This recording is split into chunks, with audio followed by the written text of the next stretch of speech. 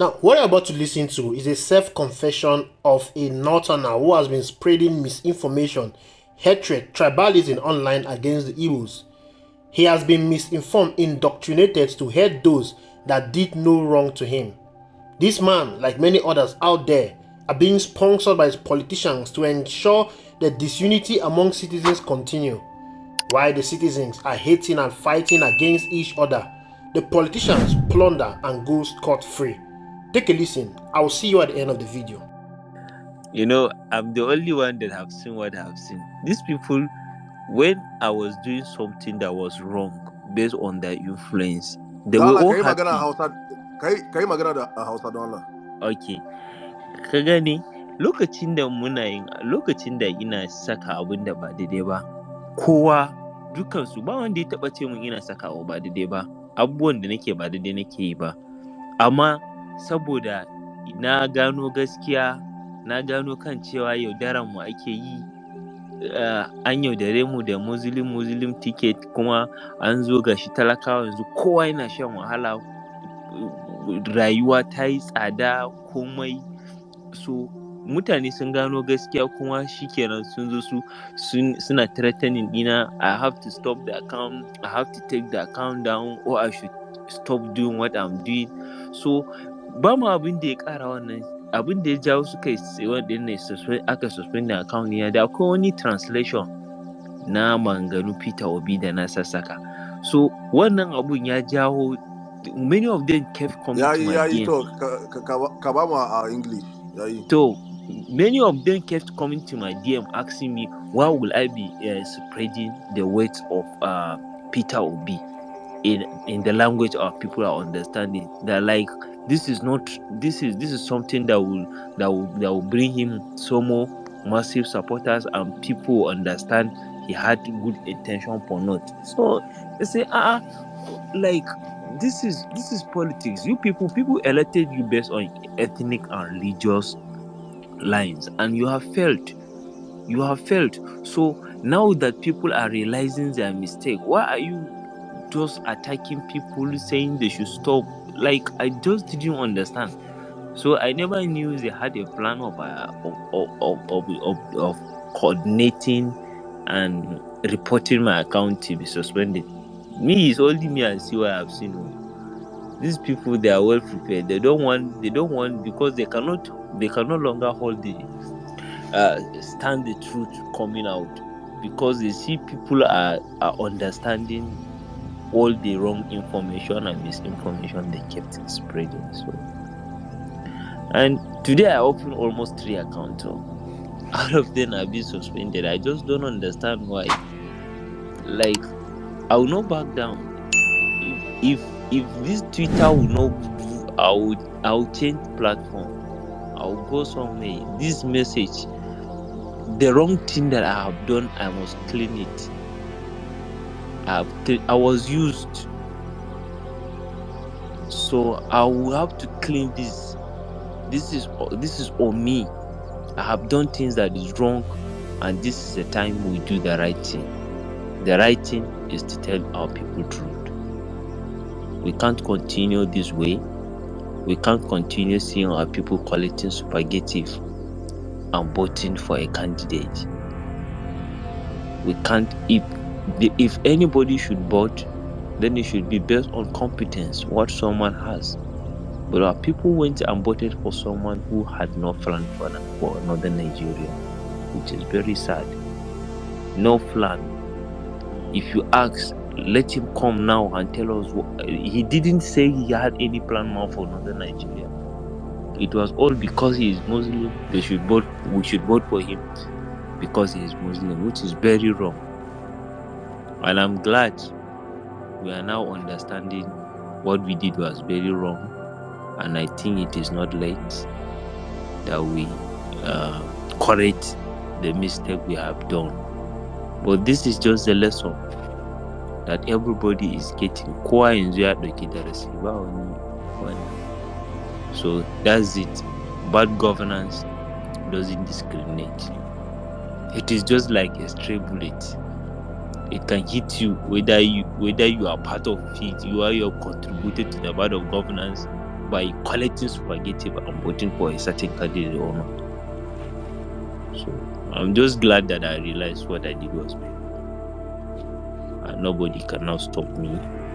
That God has put the lights in my eyes to see the right thing. Nobody can stop me, no matter what. They kept reaching out that I should stop, and I will not stop.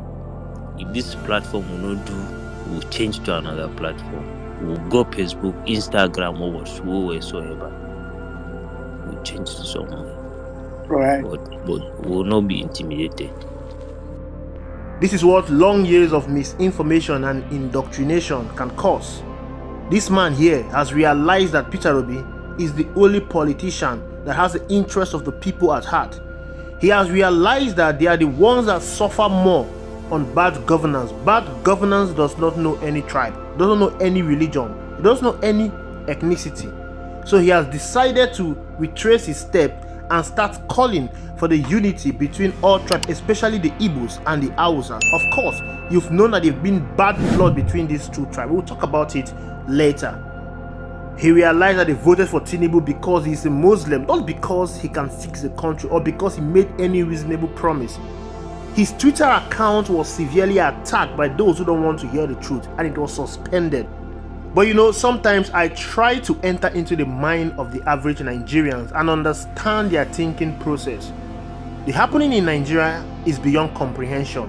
It defies all sense of logic. People hold grudges on what they know nothing about. Things that happened before they were born, before and after independence, before and after the Civil War.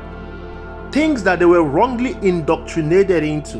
Not that they are even directly affected by it, but they refuse to hold grievance against politicians whose actions and inactions affect them directly. Politicians whose failed trial and error experimented policies have had negative adverse influence on them. These policies affect them directly, but you will never see them hold grievance against these politicians. You will see some Nigerians supporting different administration in Nigeria, while many of them have been rendered homeless by the so-called politicians who demolished their homes they spent all their life savings to build, gone down within a second. Surprisingly, these same people who were directly affected will not hold grievance against their oppressors, but they will still defend and support their oppressors after receiving some change from them. When the EFCC wanted to arrest Yahaya Bello over his corruption charges, you could literally see some Kogi people hailing Governor Ododo for rescuing Yahaya Bello out from the grip of the EFCC. How can you hail and defend your oppressor? Someone who looted the state treasury dry and even paid the school fees of his children ahead, while your own kids are not going to school, while your mothers and fathers have not been paid their pensions, workers have not been paid, the people of Kogi State are hungry, but the governor is living large on the people's fund, and yet some persons were on the street hailing the governor for rescuing a corrupt and wanted politician. What a shame. A politician will steal 1 billion naira meant for public development. He will share 1 million naira to the people and they will start singing his praises. Senator Ali Ndume even echoed the same thing, saying the reason why Nigerian politicians steal is because the people encourage them to steal. They steal the money and share to the people so the people can vote them back in power. He's literally saying that the Nigerians' attitude enables the politicians to steal. This defies logic. Nigerians don't want to develop their country. They leave it at the mercy of corrupt politicians and jump to the available flight to Japa. All the European countries Nigerians admire and Japa to, they didn't get their development on a platter of gold. They fought for it. Different European and Western countries have experienced revolution aimed at redeeming their country from the shackles of corruption. Even some African countries experience revolution. But most Nigerians have decided to be docile and watch their future languish away. Citizens in other European countries have been fighting in their 100 years of democracy, and they've continued fighting to sustain their democracy and ensure that their right is not eroded. They do this by holding grievance not against their fellow citizens, but against political elites and party that loot their treasury dry. There is something a political party would do that will go against the will of the people. that party will never get electoral votes for many decades to come. Compare that to what happened in Nigeria. Nigerians don't hold grievances against their elected politicians who have failed them. Many people have been lamenting about the misrule of APC since assuming power in 2015. But you still see some people accepting rice, spaghetti, money from APC politicians and still vote for them. You will see people selling their vote for 1k, 2k, a kilo of rice, spaghetti, indomie, and still vote for the people that impoverish them. Tell me how a country will develop when we keep returning failures by rewarding them with our vote. You don't reward a failure. In schools, when you fail a subject, you repeat it. You will not be promoted to a new class. Rewarding a failed politicians make it impossible for them to realize they are doing something wrong. If you do so, they will continue doing the wrong thing because they know they will get back that vote from you. If they give you a bottle of malt or 1,000 naira, you will still vote for them. That is what is happening in our country today. You must understand that politicians intentionally do the wrong things because they know they will come back and buy your vote from you.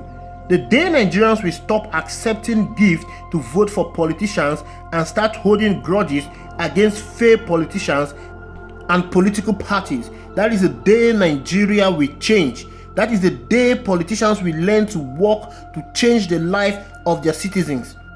Lastly, I need to correct an impression. Whenever the 2023 general election is mentioned, a lot of persons sees the Yorubas as sellouts. They feel they voted for Bola Ahmed Tinubu because he is a Yoruba man. But you must understand that majority of the Yoruba people did not vote for Bola Ahmed Tinubu. That election was hugely rigged. The election of Bola Ahmed Tinubu did not represent the voice of the majority of the populace. Tinubu was hugely rejected. Even in Lagos, where he governed for 8 years, he was rejected. He lost in Lagos. Look at Ali Mosho, for instance. Ali Mosho is the largest LGA in Lagos State, and it is housed by majority of Yorubas. Yorubas dominate that area. Since 2015, APC has been winning in Ali Mosho in a landslide, but in 2023, they were roundly defeated by the Labour Party and Mr. P2B. So it shows that Tinubu is not the decision of majority of Nigerians. So we should stop looking at the Yoruba as a sellout. The Yorubas themselves have suffered untold persecution from their brothers because they supported Mr. P2B. We should see the call from this northerner to unite and support a candidate that have the interests of the people at heart, and that candidate is Mr. P2B. It is the call for everyone to come together. No more disunity, no more hatred, no more tribalism. Enough is enough. Thank you for watching. I will see you in the next video.